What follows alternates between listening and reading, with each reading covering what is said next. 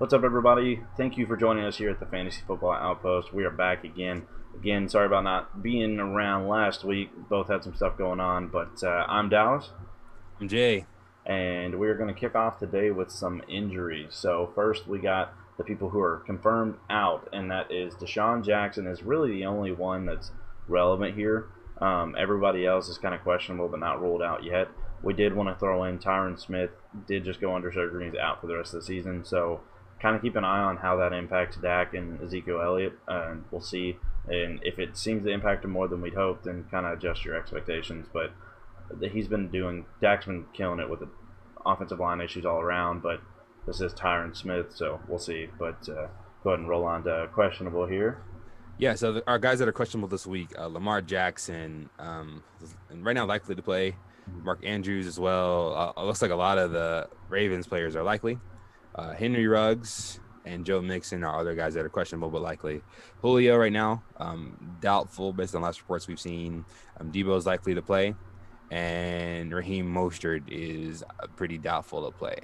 Yeah, so with Julio, he's down. They held him out of practice 3 days straight, but he's still not completely ruled out. So he's one of those that at last minute they're like, Julio's good to go. He's got a history of doing that to us where he plays Yeah. anyway and then ends up doing good. But in all honesty, like with the weapons they have there, I'm not starting Julio even if they say he's good to go. And then Yeah. go ahead. I've got almost burned with the hope of Julio so far this season. So most of my leagues will have I'm just benching them and Yeah, rest up and be healthy for the yeah. future. And for those of you who have him and getting worried, it's Julio Jones. Once he's healthy, you're fine. But don't panic and sell him for a third round pick. Correct. Um, Yeah. but the other one that is doubtful is Raheem Mostert. The thing I read earlier in the week was that they were hoping for him, but the coach was talking about how unfortunately it looks like it's another week away. It won't be till next week, and then all of a sudden now he's a game time decision depending on how he feels, and we'll see. And so ultimately for me, I'm not starting Raheem Mostert. It does make me a little hesitant about Jerick McKinnon, so keep an eye. But as long as Mostert's out, McKinnon should still be a great play, but keep an eye on Mostert. And one more questionable to mention is Michael Thomas. He was limited practice all week. He's a Monday night, so if you've got other options, definitely go that route. Jay's not starting him. I personally am, but that's just because he's been one of those players that from the second he was injured, he's ready to come back and play, and they just didn't let him. And it's been kind of a hold you out precautionary thing. And the team, I think, is getting to the point now where he should be good to go. And if he is, then he's just going to be a PPR machine. If it's not PPR, though, like full PPR, and you're not desperate, I wouldn't start him. But other than that, I think he should be good to go. But he's questionable as of right now, limited. Nothing has told me that he's going to be confirmed to play. It's just strictly based off of how he's been throughout the whole injury. He was so close to playing last week, and now same boat this week. I think he does, but we'll see how that ends up working out. Yeah, look at your stability in your other positions. In that particular league, I'm not playing him. I'll take the safe bet just because it's going to be a close week for me. So I'm putting in my backup person for that spot. But one of the things where maybe you want the upside of Thomas, that's fine. I totally get it, but just it's all league dependent. So just kind of look at your roster, see you have available, and make that call for him. Try to see if you got Jared Cook, Traquan Smith, or Sanders on the waiver. If you got to make a last second adjustment if he's out. That way you kind of makes it a little bit of a safer bet. Like for me, I have a league where you only start like 4 players, and it's him or Antonio Gibson. And so as of right now, I have him. But if it's looking worse come Sunday before the football team game, the Washington game, then I may go ahead and pivot to Gibson there. So kind of make your adjustments accordingly. I think he'll go, but again, that's based off of how he's been, not anything that's been reported. The reports are he's limited in practice and nothing's changed. So we'll see. And the last one we're going to throw in that is good to go, that was questionable, is Cam Akers. He's been confirmed good to go. I don't know how much you're going to start, but this does kind of help you decide with Malcolm Brown and Henderson. I'm honestly not starting any of the 3 this week anywhere. But Jay might be, but I definitely am not. Yeah, I think the Cam Akers news, I wasn't starting Cam either way. This is more of, hey, since Cam is playing, if you were on the fence about, like Dallas is saying, Brown or Henderson, you might just kind of push you on the edge to go to the other person that you have possible. Yeah, for sure. All right, so that does it for our injuries. We're going to go ahead and roll on to this new segment we got. It's pretty similar to the one that we had of our trading special, but this one is 100% Dynasty focused. That one was all kind of strategy focused, not so much Dynasty or redraft. This one is 100% what you do in Dynasty, and it's called Dynasty Golden Window, and we're each choosing one player from each position for 3 different scenarios. And the scenarios are if you are a full rebuild team. And the way we define these, a full rebuild is somebody that's just said, I have no shot to win in this league. I'm stacking up youth, stacking up picks. It's probably a few years before I'm ready to contend. And so that's a full rebuild. The next category we got is 1 year away, where there's 2 or 3 teams that look like they're significantly better than you, even though you technically could classify as a contender. If the cards fell right, you feel like you're probably a year away.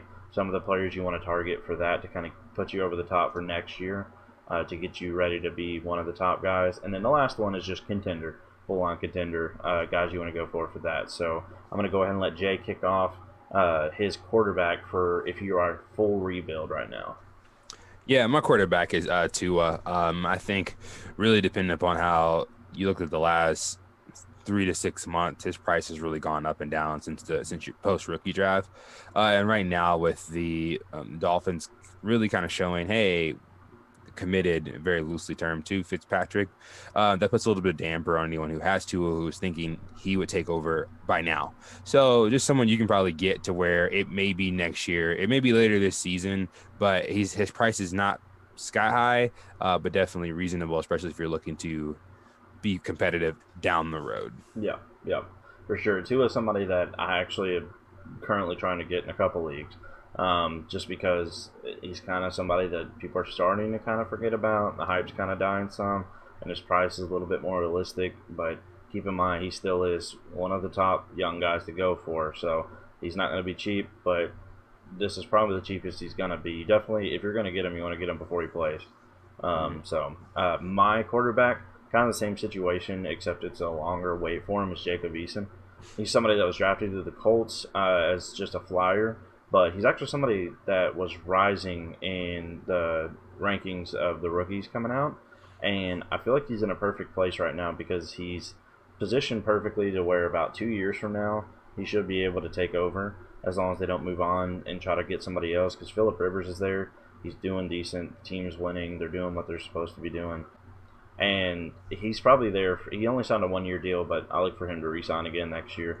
And that just lets Eason sit behind and learn behind him. And Eason's super cheap. You can get him for next to nothing right now, unless you have somebody that's a truther that's holding on to him. But other than that, he's somebody that I'm targeting if I'm full rebuild, just because I can afford to go make that move. I'm not giving up major aspects that are going to help me in the future to get him. So that's my quarterback. So moving on to running backs for full rebuild, mine is Damian Harris.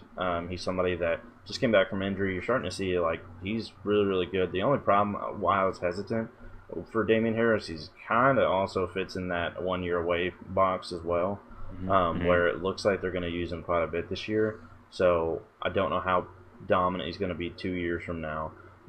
But as of right now, he's still cheap enough to where you may be securing yourself RB1 or at least an RB2 for years to come, as long as they pass the torch to him. And it's looking like that's the way it's trending. I definitely don't know the outlook of Sonny Michel 2 years from now. Right. So they probably move on from him at that point.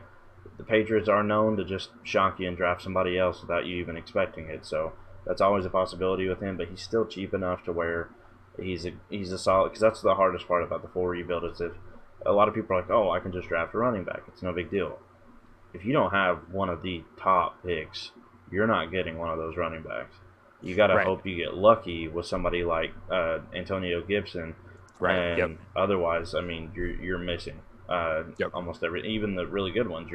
It may be a while. Like one of my ones in contention for this was Cam Akers, but I feel like he's gonna emerge before then, so he's a little bit more pricey. But I'll go ahead and let Jay go ahead and kick up his running back here.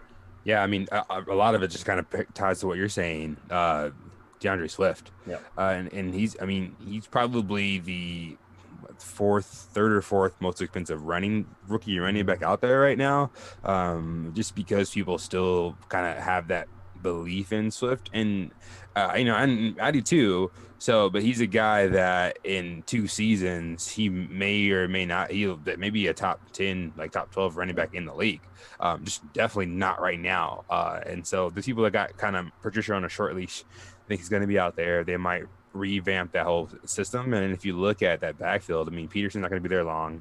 Jakarion shouldn't really be there. And so he's a guy that you can buy because that owner is probably frustrated, maybe doesn't think that they are going to go to Swift, that he's going to be kind of in this endless pit of the Lions. And so definitely a guy you could buy if you can buy and stash, in a sense that you'll pay a little bit more for than Damian Harris for sure.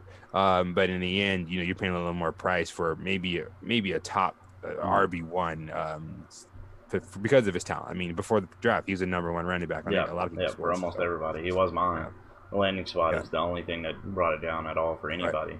Right. He's somebody like, if you're in a league and you're lucky enough that the contender has Swift, then you can try to, if you're rebuilding and just happen to be the guy that got stuck with David Johnson or James Conner, somebody like that, send those guys over to them because they're contending, and that's the kind of stuff that they're looking for. So you can move guys like David Johnson, not always 4, you may have to add like a third or something to it. Even though technically production-wise David Johnson's going to outproduce Swift this year, doesn't really matter because nobody knows beyond this year what David Johnson's going to do. And DeAndre Swift, they probably spent up on capital, especially if they drafted before the NFL draft to get him. So, that leads us to our wide receivers here. I'll go and let you kick off yours. Yeah, and speaking of draft capital, my guy's Denzel Mims.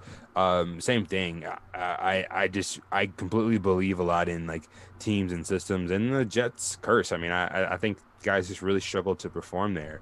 And so Mims is a really guy who I was really high on before the season, and I think he's really talented. And then he has some injuries early on, and this guy people just really forgot about him.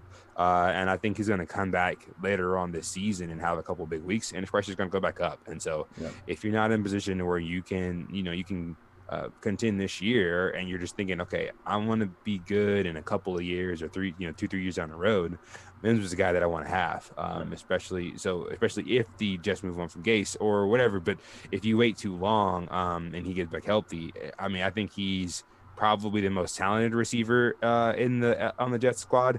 I don't think he'll going to out target Crowder. Few people out target Crowder, but like 40 a game. Yeah, I saw he's someone said he's the great value Michael Thomas. I thought that was pretty awesome. Yeah, that makes sense. Yeah. So I definitely think he's Mims a guy you should look at. Yeah, Mims is somebody I like grabbing just about any league I can get him in.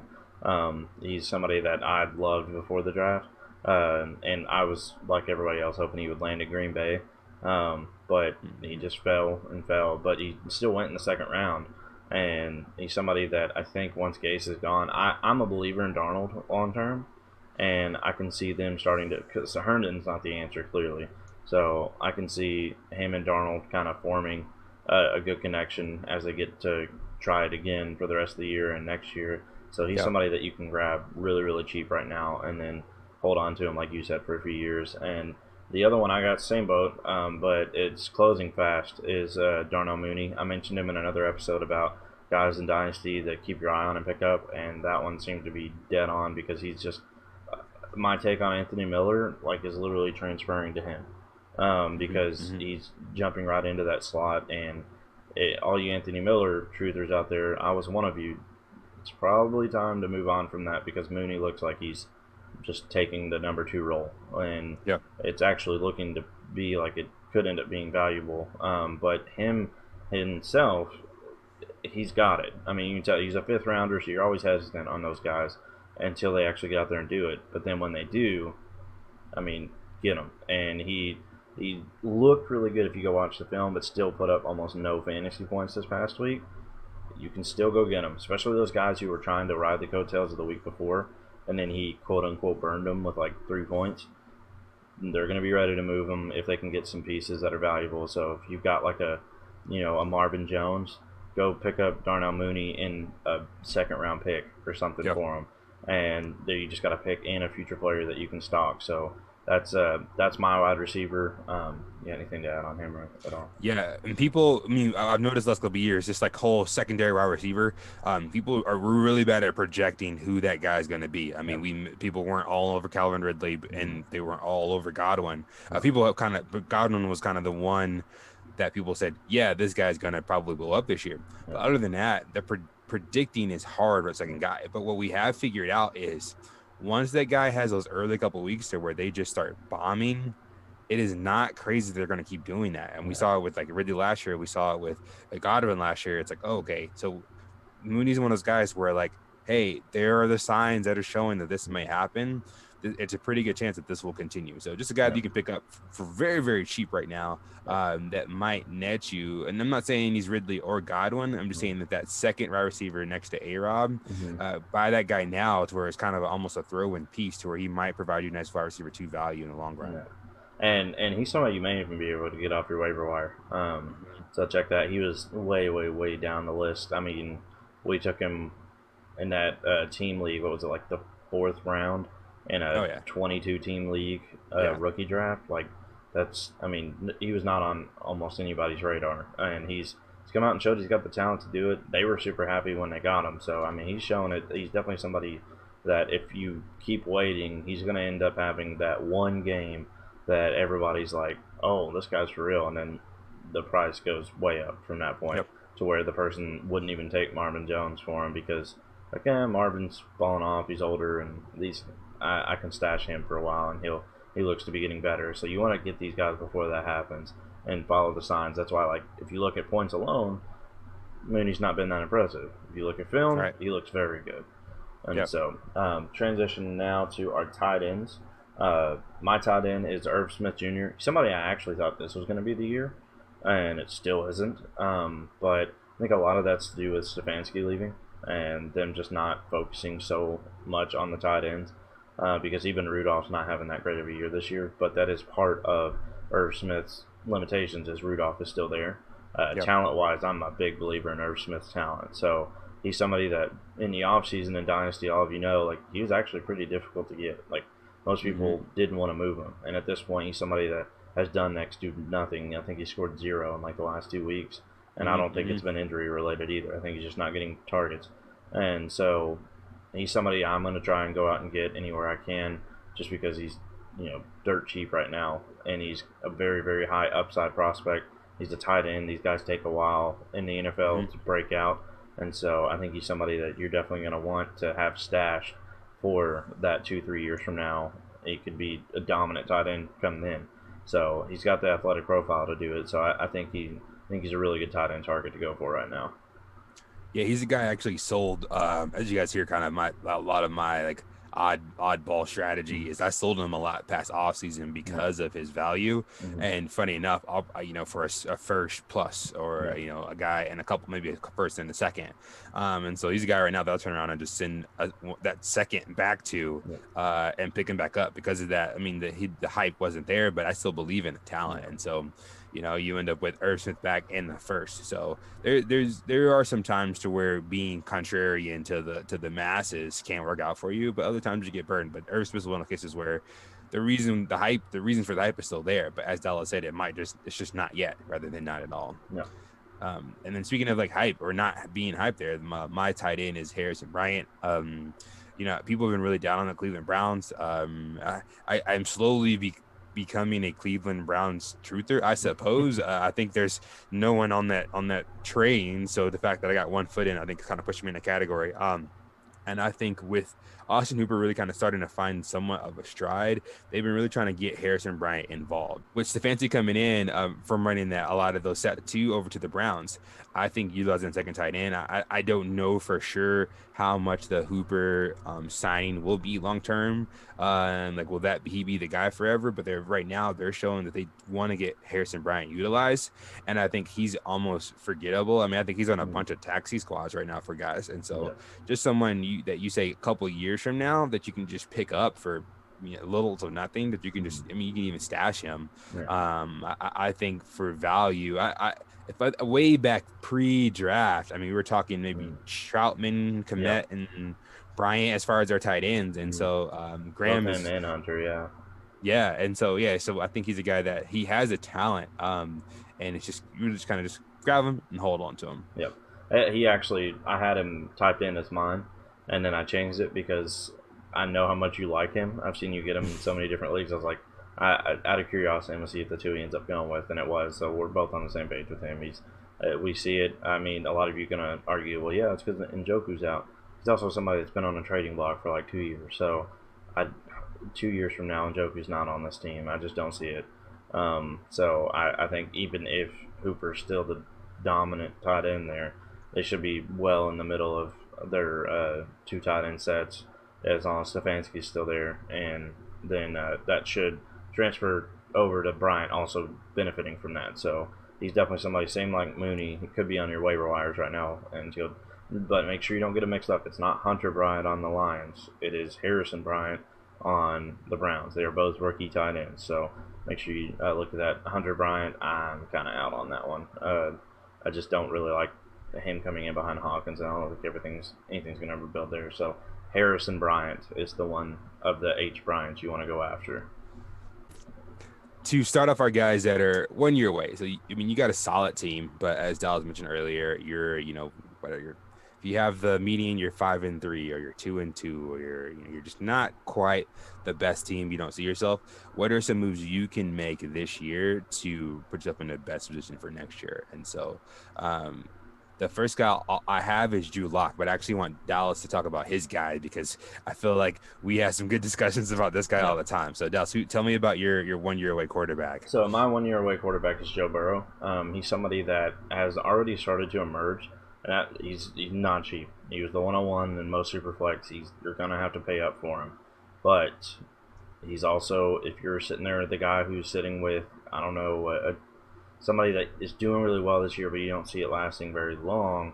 I'm trying to think of a perfect example here because Drew Brees isn't going to work. Tom Brady's not going to work.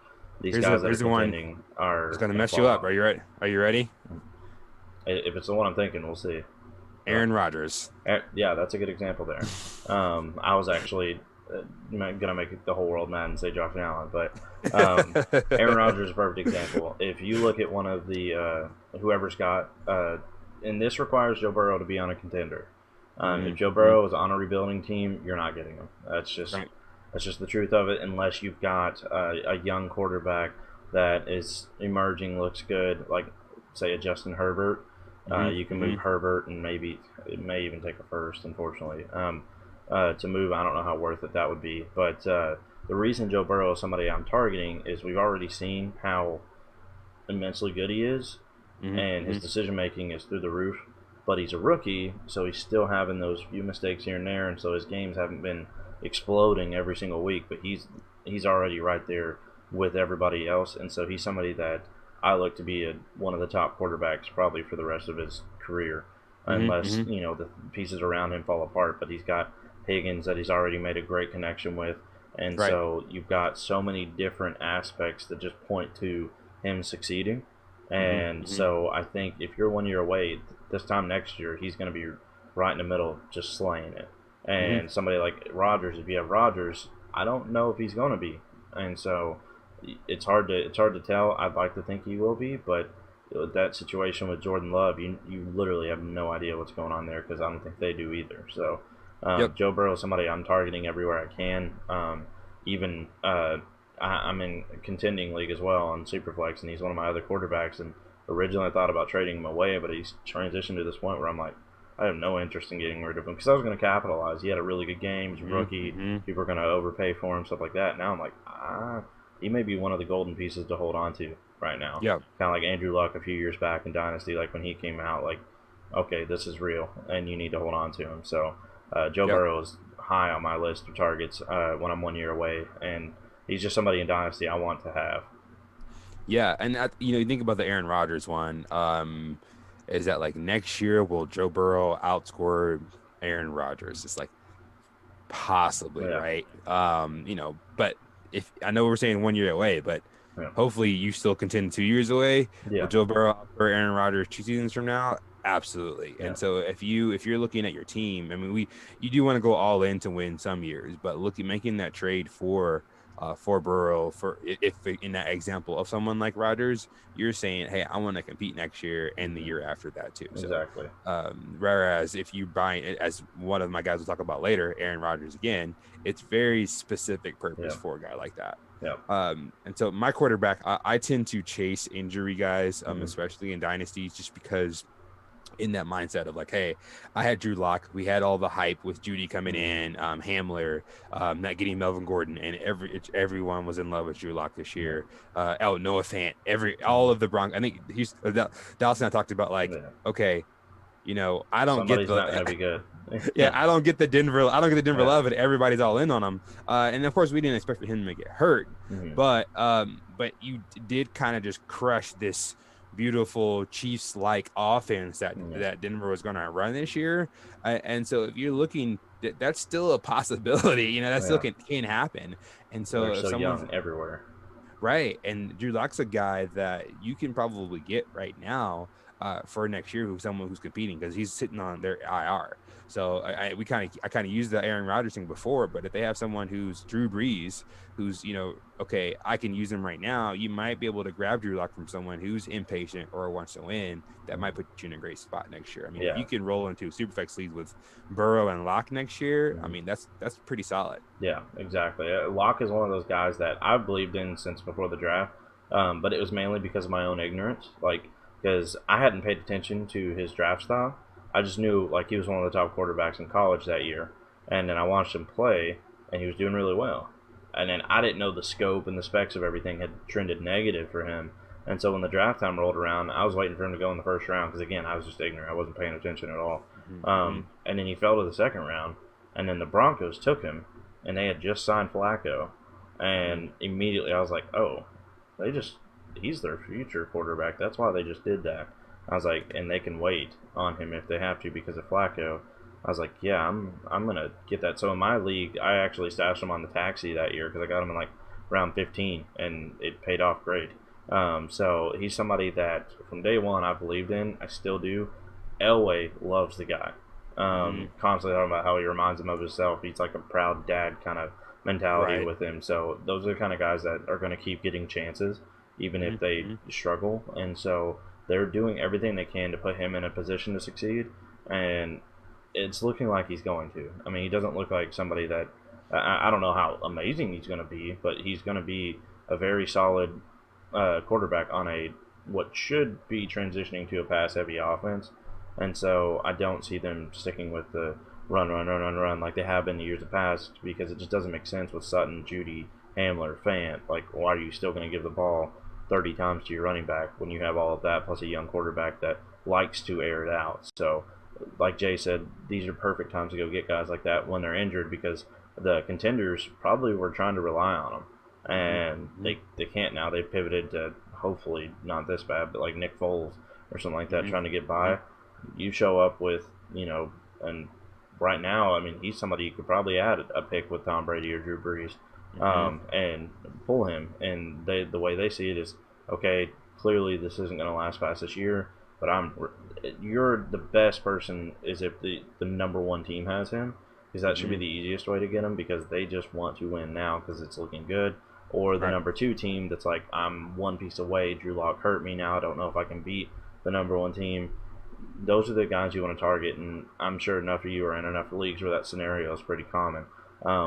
Even rebuilding teams will try to capitalize on Mm-hmm. moving him for picks. So Yep. he's somebody that you definitely can go out and get, and I'm right there with you on trying to grab him. So all right, so transitioning to our running backs here, we'll go ahead and start with mine. Jay's hurts my soul, but mine is J.K. Dobbins. He's somebody that, luckily for Dynasty, has not fully broken out yet, and you've seen the signs that he's got the talent to do it already. And luckily, the team's just struggling. Honestly, I mean they're winning their games, but it's nowhere near what you were expecting. I mean, I genuinely thought they were going to beat the Chiefs just because of their defense. Like, I thought it was going to be a close matchup offensively. and the defense is what was going to hold the Chiefs back enough, and they got destroyed. And so I was like, this is unbelievable. So the team is still working through like what do we need to do, how we need to transition things, and so basically all of Dobbins has been all year is just this like our thorn segment for Mark Ingram. He's made Mark Ingram virtually unstartable. And so, but he himself has not broken out yet because of the volume Ingram still pulls. And so Right. for Dynasty, those guys that picked him up hoping for the breakout, they might be starting to doubt it a little bit and would take, you know, a mid-tier running back that's, you know, got a few more years on him and go ahead and because I don't know that you're going to pull Dobbins with like the David Johnsons, but No. you'll be able to pull them with like the David Montgomerys and stuff like that. Where I think long term he's going to be a lot better than David Montgomery. So you can add something to Montgomery if you have to. And Dobbins is somebody that I think you need to get in before because the breakout's coming. I mean, it always happens almost every year. You had Chubb, Sanders, Singletary. They've all done it. They came in as a backup, and then next thing you know, they exploded, and then they're virtually untouchable after that. Yep. And he's same thing as Burrow was, where if he's on a rebuilding team, you're not touching him. But otherwise, if he's on a mid-tier or a rebuilding team, you still can probably, or mid-tier or a contending team, Dobbins somebody can go out and get, and I highly recommend it. If you ever doubts on Dobbins because of the points he's looked at, don't be a box score analyst. Look at the film and see he looked good. So I'll go ahead and let Jay either comment on Dobbins or move on to his. Yeah, we can talk Dobbins all day. Because we were both huge fans of him, and so the Dobbins owner right now, we talked about that, like the sunk cost fallacy. You have to be real careful with them right now because they're a little bit frustrated with Dobbins, but they probably either, they were a truther. They sunk some high draft capital into him or traded away. I remember seeing some Aaron Jones for J.K. Dobbins trade. People just believed in Dobbins' future. So if you throw in a low ball right now, you're just going to just burn yourself later on. So just kind of but also they're frustrated. They're continuing. So just kind of pay attention to that Dobbins owner and see if you can snag him. But it's like me, I have Dobbins in a few leagues where I'm continuing. I'm not moving him because I want to have him that 1 year away to contend. So something to mind for you. If you can get him anywhere where someone's disgruntled with him, go grab him as soon as you can. And then my running back is Chase Edmonds. Really, just with all the question marks with Kenyon Drake, I'm not necessarily buying into the hate for Drake as much. I honestly gotta say I'm sticking kind of right where I was before, that I'm just not all in on him. And so right now the thing is that because of the contract situation and their utilization of Edmonds and what the kind of different offense, he's a guy you can grab. That right now I actually have Alexander Madison in a few leagues that the trades don't really make sense right now. You're like, well, why are you paying for Madison? Cook didn't hold out. Cook, whatever, and why are you buying Chase Edmonds? Because Drake's the guy. Like, it's this handcuff thing. But when you look at the situation, there's going to be a point to where you're paid your price, like second round pick, third round pick, some random guy, that will go up because Drake will either not get signed, Drake will get hurt. They're going to shift to Edmonds. They're going to say Edmonds is the guy, as they said, kind of coming to last season, and similar to where you may lose out on a second, but you may end up getting a fantastic asset later on because of that. I mean, think about if you had Edmonds right now, you could trade something where you're looking at getting a guy like James Robinson, right? But before, like, you don't quite know where that's going to fall. So he's definitely worth that price tag because he doesn't cost very much. And he might be the lead back next year for Arizona. Edmonds, the reason I said it hurts my soul is as you guys know, if you've been following along, Drake was one of my guys. Like, I was all about Drake, and I actually had kind of an argument with somebody about this yesterday. They're like, man, Drake sucks. I'm like, hold on a minute. Bump the brakes. I said, this is not Drake. So the reason Drake was so hyped was PPR, and the guy's got 5 targets on the season. I was like, they just aren't using him the way they did last year, and it has nothing to do with Drake. I mean, if you look at Edmonds, he's not really getting pass work either. He's just taking volume is what's happening here, and they've split to the point where you really don't want either. I'm not out on Drake yet this year, but what this has done is my confidence in them re-signing him has dropped dramatically because it's looking more so not because Drake's not good enough to get re-signed by them. I think they're starting to realize, well, we don't really need him, and so we can probably just keep Edmonds on his rookie contract here and let Drake go on somewhere else. And unfortunately, that's just the truth of it. Had Drake been a focal point like I thought he was going to be in the passing game, it would have made sense for them to re-sign him because like, well, our team's doing really well. He's a big part of that. We're going to keep him to try and keep this, this offense rolling. But in all reality, the offense is rolling without him, and it's nothing to do with him. If you go look at his numbers compared to last year, he's just not getting the volume. I mean, and so that's why, like, I'll take the hit on being wrong about Drake, but the reasoning isn't because he's bad. The offense is completely different than what we thought they were going to be, which the possibility was there because it's a second year of a new system that the NFL is not used to, so they make adjustments where needed. And so I thought for sure he was going to be, but instead you're seeing a whole lot of the running quarterback doesn't dump to the running back a lot more than I thought we'd see. I thought Drake was just going to be like in the plans, actually had routes he was running a lot more, plays that were designed for him to catch the pass, and he's just not.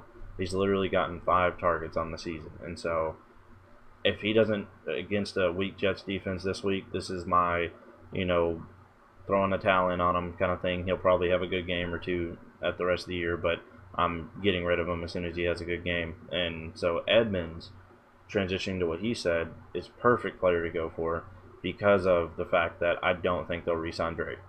And so wait for Edmonds to have a bad week because he's kind of got that hype starting to build on him of Drake's falling off, Edmonds is the guy, and in Dynasty people pay attention to that. And so you see a lot of people that are, I'm not getting rid of Edmonds yet. His value's only going to go up. Well, wait for that game where they give him more volume than Drake and he doesn't do anything with it. Go get him right then and there. So I'm co-signing the Edmonds to get. It just hurts.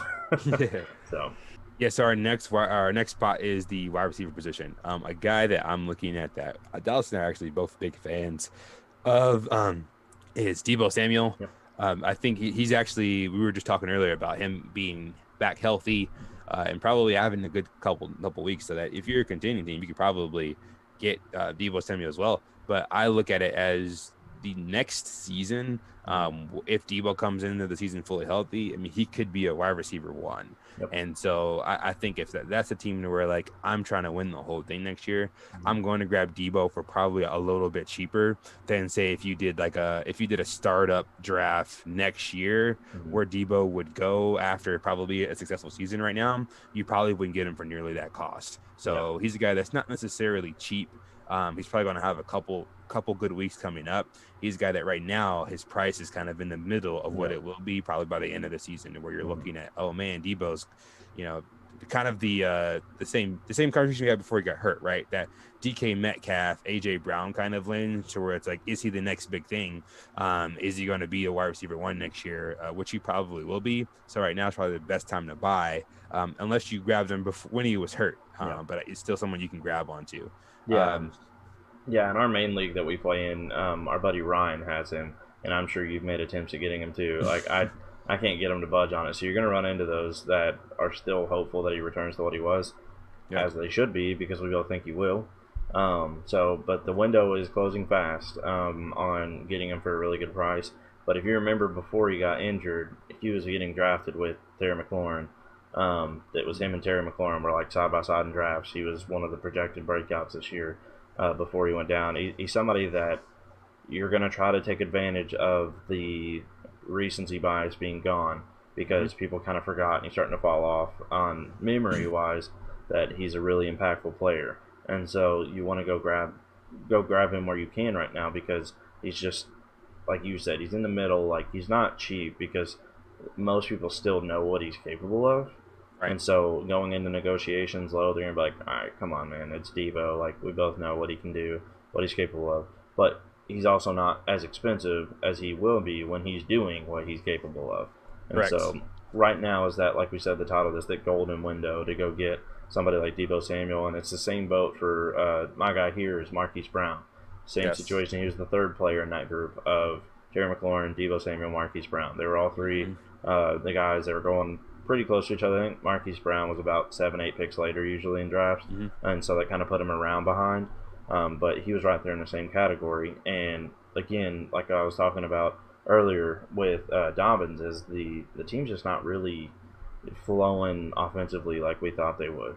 Right. And so Marquise Brown's kind of take the blunt of that too. Plus, he's Mhm. been dealing with a little bit of injury, but he's for the most part injury is not the concern here. It's just he's just not gotten the looks. You saw last year when Lamar Jackson was just airing it out. Usually, the recipient of that was Marquise Brown. So he's somebody that also has kind of fallen off. People are like, he's not doing what I hoped he would have, and so he's another guy that next year should be just fine, really good. And you can get him for a discounted price right now, same as Debo. So he's somebody I'm trying to get anywhere I can as well. I actually have him in a lot of places, so I really don't have to go out and get him because I liked how cheap he was going into the season anyway. Right. Because like DJ Chark, it just didn't make sense why he was so cheap. But now those people are like running victory laps. Yeah, that's why I didn't grab him because he's getting you like 12 points. When if you draft him, Right. you're like, yeah, but I didn't really have to spend that much on him, so I can live with the 12 points right now. Yep. So Yep. that's kind of how Marquise Brown's been. So same situation as Debo before he goes out and because Marquise Brown's the kind of guy that can go out and get 4 catches for 30 points. So you got to be really careful and don't let him have a game like that. Because if you do, then it's right back up to where it was price wise. Yep. Absolutely. Yeah. I agree with everything you said. Yep. So transitioning us to our tight ends that are 1 year away. Mine is Noah Fant. You saw before he got hurt. It's just he's the guy there. And I said this in our tight ends episode that him and Locke have this like Romo Witten lock where they just that's his guy. That's his go-to. If the read's not there, he's going to Fant. The thing that surprised me with Fant this year is he's actually been a lot more end zone targeted than I thought he would be. And Mhm. so he's kind of, and that could be obviously with Sutton out, but that being said, he showed he's reliable. And so that's another, tool he can add to his arsenal. And so he's somebody that, because he's injured, like we were talking about, target these guys that are injured. You can get him. He's going to be a good stash, especially tight ends are such a finicky piece to try and go after, especially in Dynasty. So, like, if you're sitting there with, you were hoping that, I don't know, I'm trying to, just whatever tight end you had hoped for, Irv Smith, you were hoping he was going to do really Right. well. Yeah. And he just didn't. And it's looking like it's going to be later on. And you're stuck with, say, I don't know, a Higby right now, so you're rolling on, and you're not that secure in that. Fant's the perfect guy to go get right now. He's a little bit discounted because he's hurt, and so you can get him. And then next year you can have a tight end that you can throw in, no question, when him and Locke are both healthy, ready to go. And so, especially before he comes back this year and goes back to doing what he did. But I don't think his Mhm. price is going to escalate, that much. But that being said, this is that perfect time to go grab Fant. Yeah, I mean, 100%. I mean, right now, I guess the lock and fan thing is an easy Mm. combination to grab. Yeah. Looking back at Yep. our notes, the tight end that I have is Hunter Henry, which is kind of an odd choice because I don't think there is ever really a high point for Hunter Henry. He's always kind of been this forgotten piece, but I think with Herbert coming in strong next year, I think he's going to be a little more confident with his guys. Right now, he's really hyper targeting a couple of guys, which we'll talk a little one about them more. But I think as a quarterback develops, one of the skills they start to gather is realizing how to utilize their tight end. Tight end. One of the things that made Patrick Holmes great early is having Kelsey around because he's a nice safety blanket. And so I think Eckler's going to be a great running back next year. And then how our wide receivers are healthy. Mhm. But I think Hunter Henry's a guy right now that people aren't really thinking about as being a top, Yep. mid-tier tight end at all. He's just kind of forgotten. Yep. And so he's a guy that you can really pick up for a team that's want to contend next year. I don't know what the 3 to 5 year plan would be for him, Yeah. but he's a guy that you can probably start every week. And I have a couple leagues where I'm starting him every week this year. Yeah. Just because he's getting consistent volume, and I don't see that changing. So not necessarily a flashy pick, but with just the volatility of everyone beyond Kelsey and Kittle, and including now even Andrews is kind of a question Yeah. mark. Hunter here's a guy that I grabbed in a few leagues, and he's just been consistent for me. Yep. That I can have a flyer like a Irv Smith or someone else who may hit, may not hit. Logan Thomas.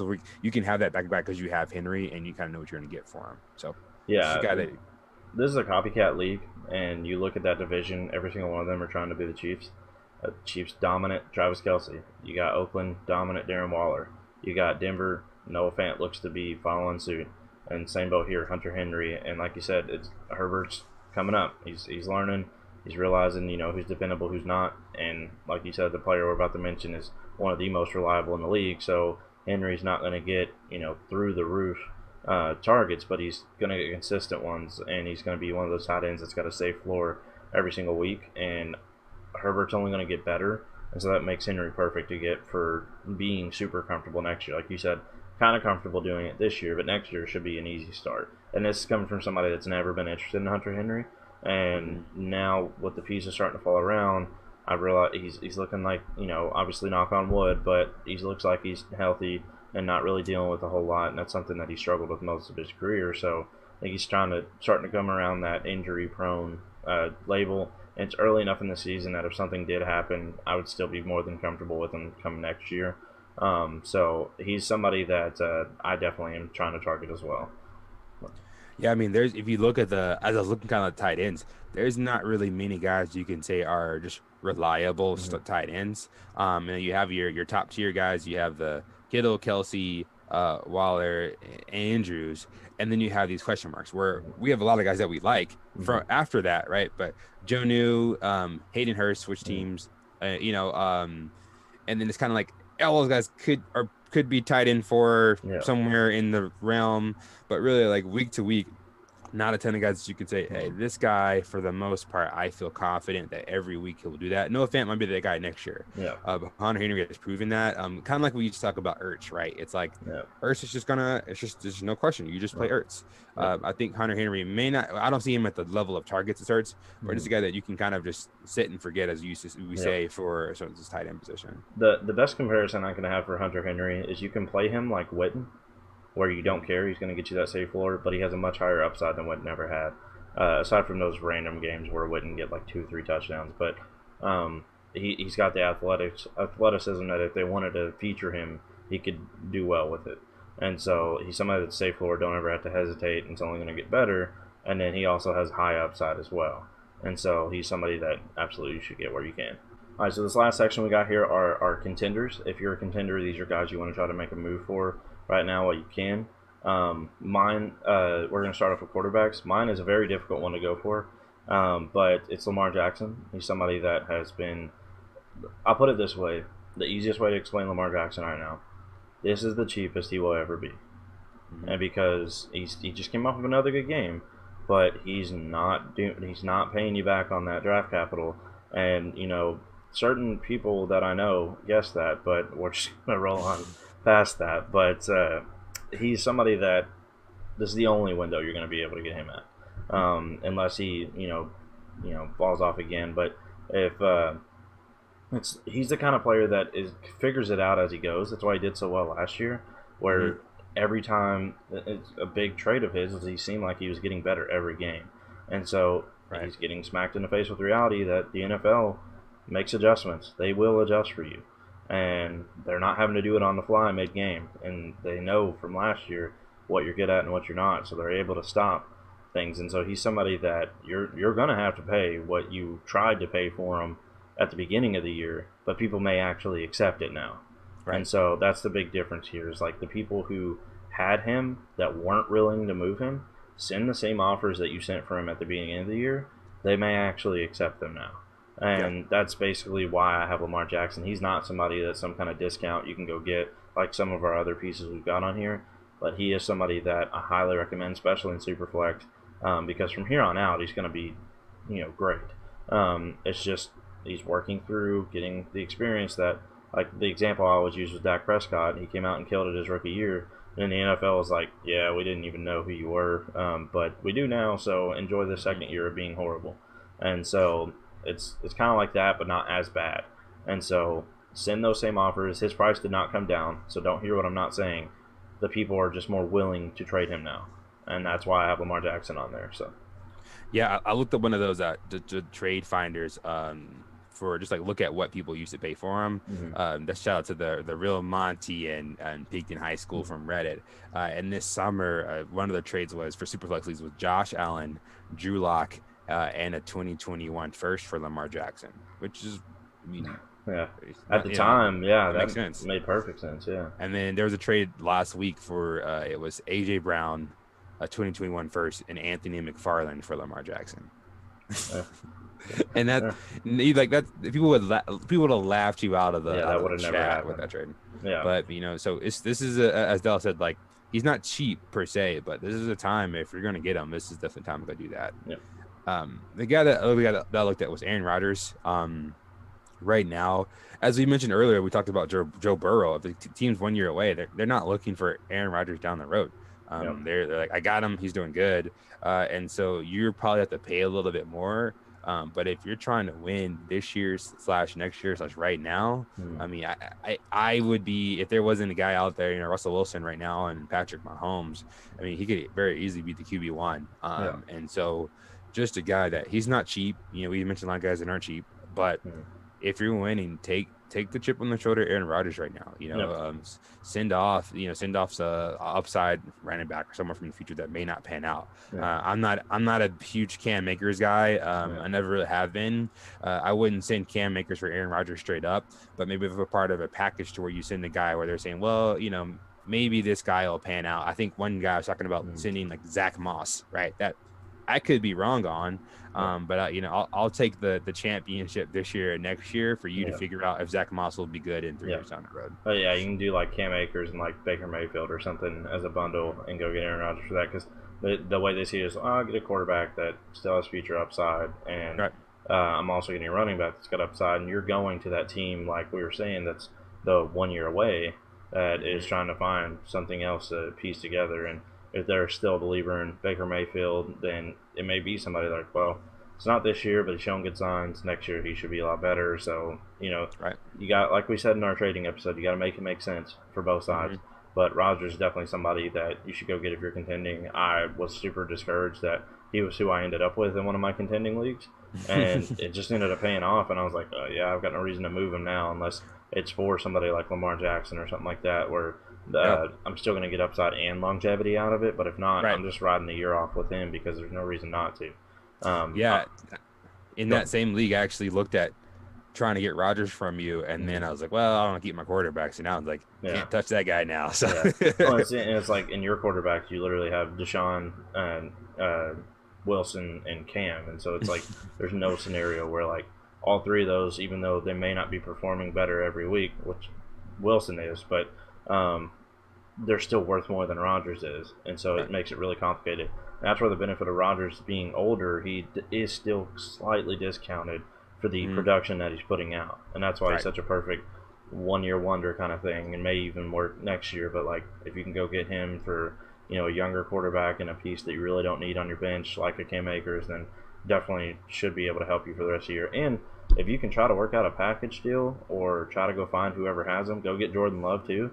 You'll feel a lot more comfortable about having Aaron Rodgers. That's what kills me in the league I have Aaron Rodgers. It's a guy who has Jordan Love, thinks he's the second coming, and won't move him at all. And so I'm not overpaying for Jordan Love. Like, I'll just go get – I have Jacob Eason in that league as well. And so it's like I'd rather just wait and hope he pays off instead of Love, and hopefully that's my transition, because Rodgers is somebody that once Jordan Love takes over, Rodgers probably still going to go to like San Francisco or something like that, and still start. So he's still going to be in the league for a while. I just don't know if it's going to be Green Bay or not. We'll switch to our running backs next. And one thing that we try to be consistent with is that we may be wrong on like our week-to-week player takes, but as far as the principles, something that we kind of really stick to. And one of those things where, for the most part, we're not in and out on a lot of guys. It's not the personal, it's the situation or the price tag. And one of the things, guys, is Miles Sanders. If anything you go back in here, I've always been out on Miles Sanders. I've sold Miles Sanders in most of my leagues just because of the hype. But he is my guy for the contending team that I would go buy. And that's because right now a lot of people are out on Miles. He hasn't necessarily returned the value that you thought if you picked him at the end of the first right now or early second. And he was out. He was injured for a couple of games, and I think he's going to finish the season a lot better than he started. And so, right now, you could send a kind of a little bit of a crap trade and get Miles Sanders, which is crazy because he's very likely that he'll be an RB1 by the end of the season, and he's healthy, and the Eagles give him the ball. And of course, like we said at the beginning of the year, that we don't know what receivers are going to be there. Carson Wentz has not been great, and so this is kind of the point to where, just like we talked about with Alvin Kamara, like it was like, oh well, this guy's really talented, he's just not quite doing it, and then boom, Yeah. Kamara had like a 50-point week, and I just Right. see Miles Sanders being that guy to where you're like, man, I definitely should have grabbed him while I Yep. could. Yeah, I'm all about Miles Sanders. Obviously, he had the injury that's going to knock my take on him down, but I had him as my RB5 coming into the year just because I believe in the talent. And so he's somebody that I think is still going to work his way back to RB1 by the time the year's over because he's just going to have so many good games. And right now, he's the cheapest he's going to be. You can move, if you're a contending team, you're not really looking that much into the future. So it does hurt moving a player like this in Dynasty, but one of the perfect players right now is Antonio Gibson. He's somebody that is the hype's all around him. He's a rookie. He's doing well, and you can move him for Miles Sanders right now, and really not really have to add hardly anything at all. Whereas beginning of the season, it just would have been scoffed at for even offering Gibson for Sanders. And right now, there's depending on the person who has Sanders, may take it straight up, but it just really depends because Miles Sanders is also young. That's one thing a lot of people have to take into account. Like you're not going out and getting David Johnson when you go get Miles Sanders. Like he's in his second year in the league, so he's somebody that you should be able to live with moving a Gibson for just fine. Maybe even add like a second rounder to it if you have to. I think I'm absolutely going to try to get Miles Sanders anywhere I can, and anytime somebody else is, like Jay, that's his guy, I'm co-signing that 100%. My guys, kind of really that theme we've been focusing on players that were injured is the perfect one for me right now is Austin Eckler. He's out for probably another like 4 weeks or so, I think. And the hype's all Joshua Kelly right now, and Justin Herbert's coming up, and Eckler's most of the time was drafted to help a contender. And so the people who have him right now are scrambling trying to figure out what's going on. Like I've seen leagues where like person lost to Austin Eckler and now they're starting Jordan Howard because they literally had no depth at all. So he's somebody you can go move, Gibson's another good example, but like a James Robinson plus to go get an Austin Eckler, because if you're a contender, hopefully you're in a position right now where you got guys on your bench that are good enough depth pieces to be starters on other teams. And you add, bundle in like a James Robinson and a, Marquise Brown or Deebo Samuel, like we were talking about, and try to get like an Austin Eckler and I don't know, some other piece that's gonna, help you later down the road that's kind of getting buried right now. And so Austin Eckler is somebody I'm trying to target anywhere I can because he's going to be at a discounted price and he shouldn't be. And if I have him, I'm not moving him. I'm just waiting unless I get some ridiculous offer for him. But that's the thing is a lot of contenders, I've noticed one reoccurring thing that a lot of people just don't focus on is depth, and especially this year. And so you lose somebody like Eckler, usually you're hurting bad from it, and you're just trying to fill that void. And so anything you can get works. So David Johnson is a perfect player to move for Austin Eckler, add to it. And so they're just looking for a piece to grab because usually you're probably trading with a contender. If they have Austin Eckler a lot of times. So you may look at it as, well, that doesn't help me much because I'm making another team better. But in reality, when it comes to playoff time, here you are you had your RB1 and RB2, and your RB3 is an RB1. And so that's why you want to go and get guys like this. So a couple moves that I saw, Devin Singletary for Austin Eckler, which... interesting. The second one was Damian Harris, who we mentioned earlier, and a second-round pick for Austin Eckler. So, they're scrambling, just trying to do what they can to get some production. And that's one thing. Like sometimes you just got to take the L, because like if you think you can piece together a win or two during the stretch he's out and still be a playoff push, that's something you got to look at. You may come in as like the 4th, 5th seed, but like team-wise, you're one of the best ones because the only reason you're that is because you had some injuries. And so it's like the McCaffrey guy, whoever had him, he's going to come back, eventually be doing what he was doing. And so you're going to come in low end, but you're one of the best teams because you had it. So like you don't need to be getting rid of Eckler, but I absolutely am going to get him where I can.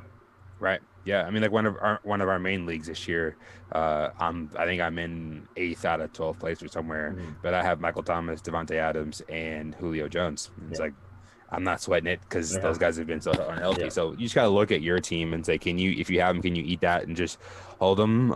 Or someone else doesn't, they kind of panic, go get them. Yeah. And speaking of just throwing in wide receivers, our next part is to get into wide receivers where Dallas has Kenny G as his contender guy. Yeah. So Kenny Galladay is one that I'm trying to go get because he was hurt for like 3 weeks straight. The person who had him's already disgruntled. He came back. He's only getting you 15 to 17 points, which is good, but it's not like, man, I was really hoping he'd blow up when he came back. That 15 to 17 points to them may not be doing what they're wanting it to do, but for you as your wide receiver 2 or 3, depending on the trade you make, that's absolutely something you can live with. And and wait for those big games. So he's somebody that I'm gonna go try to get anywhere I can, try to move those guys that were doing a lot better. I actually just made a trade in one league where a guy was wanting to buy the Calvin Ridley train, and he sent me Calvin Ridley. He sent me Kenny Galladay, Michael Gallup, and Jerick McKinnon for Calvin Ridley, and I was like, I'd probably take Kenny Galladay straight up for Calvin Ridley. So I'm definitely going to take anything extra I can have on top of that. So obviously it's hard to do now with that goose egg Ridley drop. But if you're curious on that, both of our opinions, don't read into that. But moving on past that, those guys like that are blowing up, doing way better than we expected, go move. Right now you could probably trade Amari Cooper to get Kenny Galladay plus. So like as long as you're not a contender, obviously if you're a contender, you're not moving Amari Cooper. But if you're one of those mid-tier teams that's a year away or 2 years away, Amari Cooper's not going to do a whole lot for you to win the chip, and he's killing it this year. Go get Kenny Galladay and I don't know, some younger guy that's got a lot of upside, because you'll get plus for it. Whereas before the season started, Galladay was going before Cooper, so especially in Dynasty League. So that's a perfect trade you can try to make, because the person who has Galladay is probably a contender and they're just trying to piece something together. They'll pay you Galladay plus for Amari Cooper. So that's a perfect kind of trade you can make there. So I'll let you go ahead and kick off yours or comment on Galladay. Yeah, I mean, I think Kenny's guys, like, where it just gets a little bit quiet. We're in the post hype, that little back down to earth. So still a guy that you got to pay up for, but definitely I think you can get him for less than his production value, especially for the rest of the season. Stafford's not been fantastic, and I think they're going to get everything together. I think Marvin Jones has been like inconsistent too. So and their team still doesn't quite know their identity. So they're going to be down a lot of games this year, and I think he's a great guy to buy. Yeah. So it's funny how things kind of go full circle. My wide receiver, as I mentioned before, is Keenan Allen. He is getting just peppered with targets from Justin Herbert, and it makes sense. I mean, he's good, but and so it's one of the things where people are kind of just becoming Keenan Allen believers now that he's there, and so I think actually listening to shout out to Matt Waldman talking about the Keenan Allen target share for him, and I mean the thing is you got to understand, as a rookie quarterback, Justin Herbert doesn't really know where to go with the ball. There's a lot of reads, a lot of things that they have to figure out, and so being the Anthony Lynn right now puts Keenan in a position where it's a lot of play action, a lot of screens, a lot of dump off, to where it's like, hey, find Keenan, he'll be open, give him the ball. And so if you're contending and you're not going to buy Keenan Allen right now, you're not. I mean, you're missing out. And I've actually bought Keenan Allen. I got from Dallas in a dynasty league, to where for McLaurin, who I'm a fan of McLaurin, and I think long term Terry will probably have more years in Keenan, but I just wanted that guy for the next year or two. They're so similar, and so I mean, he's a guy right now that at the end of the season he could be the number one receiver, because with the question marks with Devontae Adams and Michael Thomas and Julio Jones, just from sheer consistency, he may end up the number one wide receiver. So and a couple of trades that I saw in Dynasty for Keenan Allen, someone's traded Keenan Allen for David Johnson straight up, which is laughable ever, but I know I'm big on Keenan Allen, but that's crazy. Another one that I saw was Keenan Allen for DeAndre Swift, Colin Johnson, and Tyler Kroft, who I'm not even sure who Tyler Kroft is. He's tied in for the Jaguars. He's like, I don't know why they had upside for him or something, but Eifert was there. I knew that wasn't turning into anything. And then I saw someone, we talked about the Calvin Ridley. Someone traded Keenan Allen, Mike Davis, and a second for Calvin Ridley. which is interesting. We'll talk more about that trade. And then someone traded Keenan Allen for a first and a third. So it's like just so right now it's just somewhere where it's like, okay, could you depending upon your team, he's a guy you can go get. He's definitely attainable. And you're probably gonna get Julio type production as far as Keenan Allen right now for not Julio type prices. Yeah, so, I was thinking of James O'Shaughnessy. Croft is on the Bills. The Bills, okay. Same situation though. They had multiple guys ahead of him, but yeah. Okay, yeah. I mean, I'm like, he's not even on. He's probably on the waiver somewhere. Yeah, so if you can send that stuff out to get Keenan Allen right now, yeah. I would run fast and get him, especially in my league. Because if I have him, I'm not selling him. Yeah. And if I don't have him, I'm coming for him to just have more shares of Keenan Allen. So if you're in league with me, good luck. Kind of like him. Have him in a league with him. Put him on the block and make sure you comment just for Jay. Yeah, it's kind of like Cam. I'm going after him and as many leagues as possible. So if I don't already have him, I'm all about Keenan Allen too. And honorable mention here that it just goes unsaid is Allen Robinson. We're both same boat. Keenan Allen, Allen Robinson, same thing. Just go get them where you can. I mean, what Allen Robinson get like 13 targets just now that game. So it's ridiculous. They're just guys that are going to get work no matter what. Because the team relies on them. And as Herbert gets better, Allen's production is going to get better, so now's the time to get him before he absolutely explodes, because he still has like down-to-earth points that he's getting. Right. He's not like dropping 40 bombs, but that being said, he's somebody that's capable of it if the cards fall the right way in the game. So definitely want to get him before a game like that happens. So it's going to transition us to our tight ends here. I'll let Jay go ahead and kick his off.